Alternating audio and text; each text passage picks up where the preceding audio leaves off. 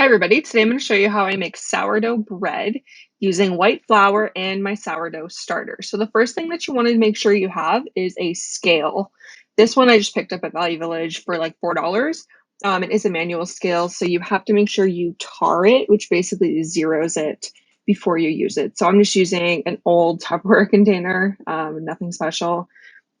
And the first thing that you need is 1,000 grams of flour. Some people mix it up and use some white flour, some whole wheat, some rye, but I'm just using white flour. So 1,000 grams of flour, regardless of if you're just using one kind or a mixture, your total needs to be 1,000.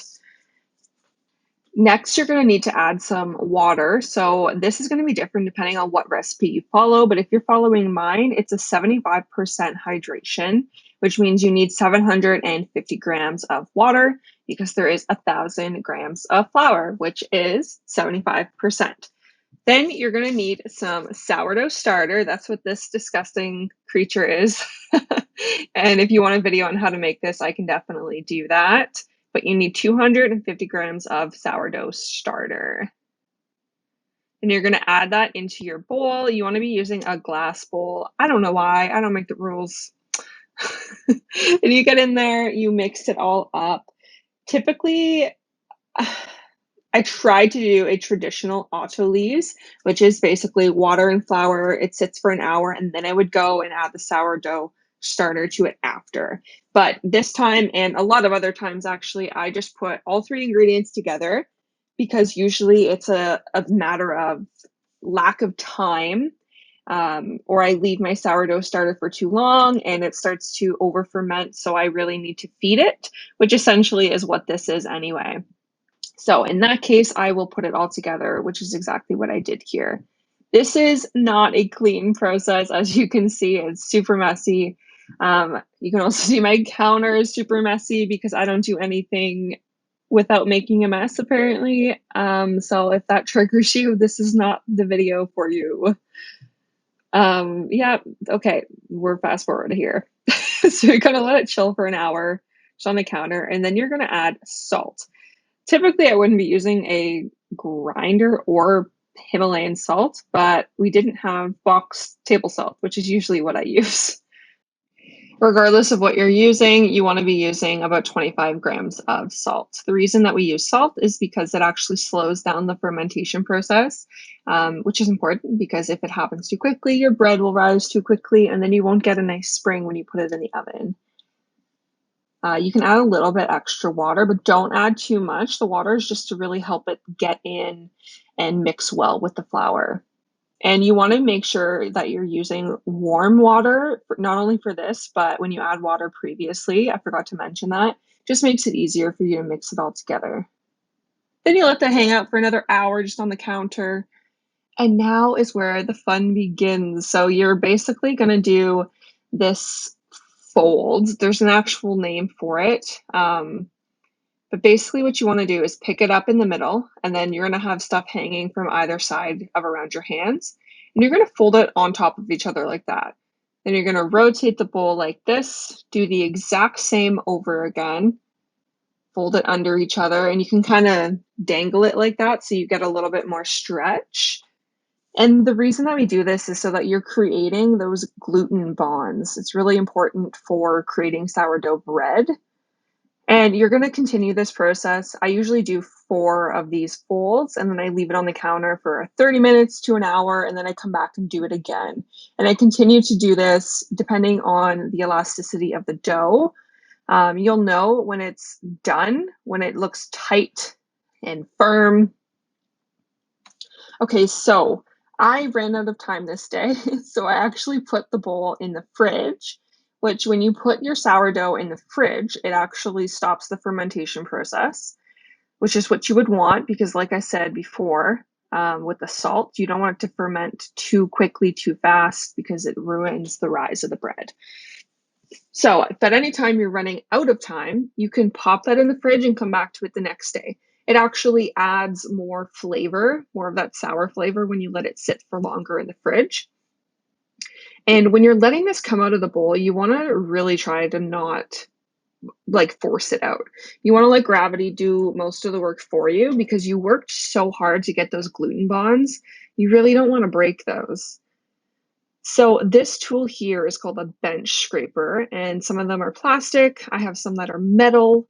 You want to make sure you wet it a little bit, and the same thing with your hands. At this stage in your sourdough, you want to really make sure you're not touching it with dry hands because that's basically going to stick to your hands and again ruin those gluten bonds. So this stage right here is pre-shaping. So basically what you want to do with this bench scraper is fold the dough under itself and keep your other hand firm. So you're basically pushing the dough against that backhand and it creates a tight little ball. Then you're going to let that rest for 30 minutes. It's called a bench rest. And as you can see, it's kind of flattened out a little bit. Now, typically, this would be my last step of day one. And then once the bread is in these bread baskets, I would cover them and set them in the fridge till the next day. But this was actually day two because, like I said, I ran out of time in day one and bulk fermented it earlier on. So at this point, you want to flour those bread baskets if you have them. If you don't, you can use a bowl, or I've used loaf pans and just put a towel on the inside of it. And make sure you flour it really well so the bread doesn't stick to it. So here I flipped it over. As you can see, there's like a dry spot on the top. If that happens to you, don't stress about it. It's just because air got to it and dried it out. It doesn't affect the bread long term. Like when you take it out of the oven, it's fine. So you're basically taking the furthest part of the dough from you and pulling it towards you, and then taking the part that's closest to you and putting it further away. And what I'm doing right here is kind of like stitching. You're basically taking back and forth. It just tightens it a little bit. And then when you do this, you're basically rolling it. Think like a sleeping bag. It's the exact same thing we did earlier in the pre-shaping stage, but we flipped it around and we're doing it again. And the reason you want this to be really tight is because that's how you get that beautiful rise in the oven. Because if it's tight, when it rises, it will rise up instead of out, which is what you really want in sourdough bread. So that's not bad. Now I'm going to put it in my banneton. You put it upside down like this. And so right here, I'm going to do that stitching again because that just makes it so that it's still tight, which is again what we want. And see, this is the part where I would end day one and I would throw it in the fridge until the next day when I'd be ready to bake it. And if I was super busy the next day, there's no pressure, like there's no timeline. It's not like I have to wake up at 5 o'clock in the morning and cook this bread. I can do it whenever it fits into my schedule. Because the bread is in the fridge, it's slowing the fermentation. So it's not like no pressure. And here I'm just doing the exact same thing on the other little loaf. You don't want to overwork this because you will lose those gluten bonds and it'll become really kind of like gummy. So just do this as much as you possibly can. Like this almost felt like too much for me, but I have a problem clearly. Not bad. Cool. And then I put it in the basket. And we're doing the stitching again. So at this point, this was day two. So I was actually going to bake this right away because I already did ferment it overnight the night before. Those are the two gorgeous loaves. And you're going to cover them while you preheat your oven. So you're going to preheat your oven to 500 degrees Celsius. Where's that Fahrenheit? I think that's Celsius. You're going to put your Dutch oven in there with the lid on because you need that to heat up as well. And while that's heating up, closer to when it's like actually ready, because you don't want to do this part too early because you'll lose your shape. But you want to take the parchment paper and cover the top of the bowl. Then you're going to flip it over. Look at all the flour on my counter. Oh my gosh. And similar to the glass bowl, you don't want to force this out of there. And this is a reason that we flour them as well, Because we really, at this point, like we're so close to baking, we don't want to ruin those gluten bonds. So gently, let the bowl do its work. Perfect. So there's flour on there. That's great. You're actually going to rub that in. You'll see it in a second.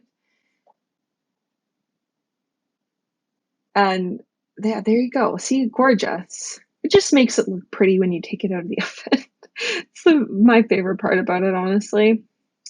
So now, if you don't have an actual, I believe it's called a lame, it's essentially a razor blade on a stick. You don't have one of these, you can just use a really sharp knife. The reason that we put these cuts in it is because it's going to do it on its own if you don't, but you won't be able to predict where it cuts open, and it might not look as pretty.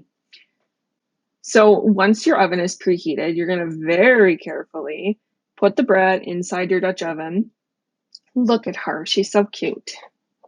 Then you're going to plop that lid back on there and stick it in the oven for 20 minutes. After the 20 minutes is up, you're actually going to take that lid off of the Dutch oven and you're going to lower the temperature to about 420. And to make sure you release some of that heat, you're going to just crack the oven for a bit. Now, once it's out, your bread should sound like this when you tap the bottom.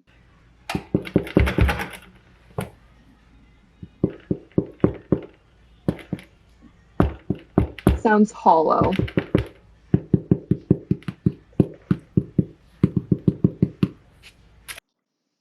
And there you have it. You see those cuts I put in the bread when we were just about to bake them. That's how it turns out once it's baked. You can do some really fun designs if you wanted to. But yeah, so that's how you make sourdough bread, guys.